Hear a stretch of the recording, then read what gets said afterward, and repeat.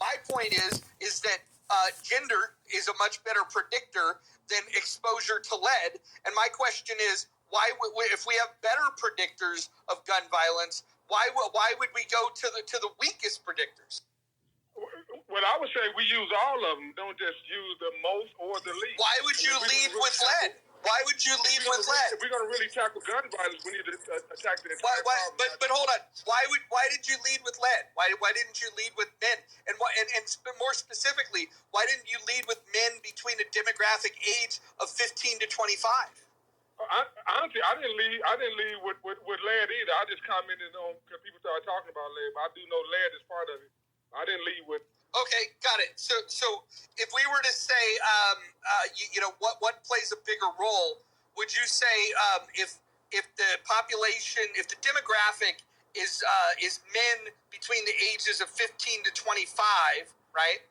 And that's pretty consistent across eras, whether we had lead or whether we didn't have lead exposure.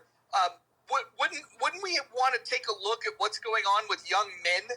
Because again, this is not an epidemic among women, and it's not an epidemic with middle age or elderly men. It's of young men. So when we start triangulating the facts, I think what's interesting is that you start seeing pretty quickly that this lead argument is pretty fucking flimsy. No, you correct as always, Roger. If we're gonna start with 15 to 25. We're going to say, why are they doing it? Then we're going to look at all the things that's causing. And lead is a contributing factor. There are other contributing factors, but lead is one of them. We definitely got to look at what's making that population use guns in the way they do. And we can't say we're going to discredit this or discredit that. We need to see the entire problem and attack the entire problem then so we can get a solution. Yeah, but here's the thing.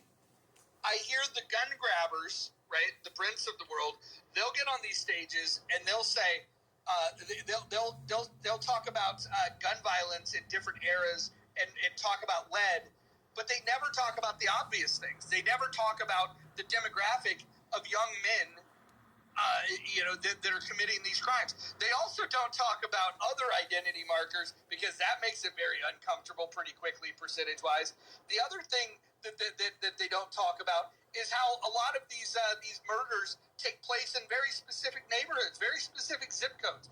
Like when you start breaking down the demographics of it, there's some uncomfortable truths that the lefties don't like to talk about, which is why they like to lean into things like lead, because then it avoids them having the real conversation about, like, Jesus Christ, why is violent crime rates, homicide using a gun, why are these rates so much higher in particular demographics? And the truth of it is they don't want to have that conversation. And I think what we should do is we should get to the bottom of why are they uncomfortable talking about facts. No, I'm 100% with you. I'm not a gun grabber. Like I'm gonna die with my gun in my hand if somebody's trying to take it. But for those people, I mean, we can definitely have that conversation. I would just say that. Well, I'll just say this, and I can post a source, but if you look at the white non-Hispanic population in the United States, which of course we own a lot of guns in comparison to Europeans, our homicide rate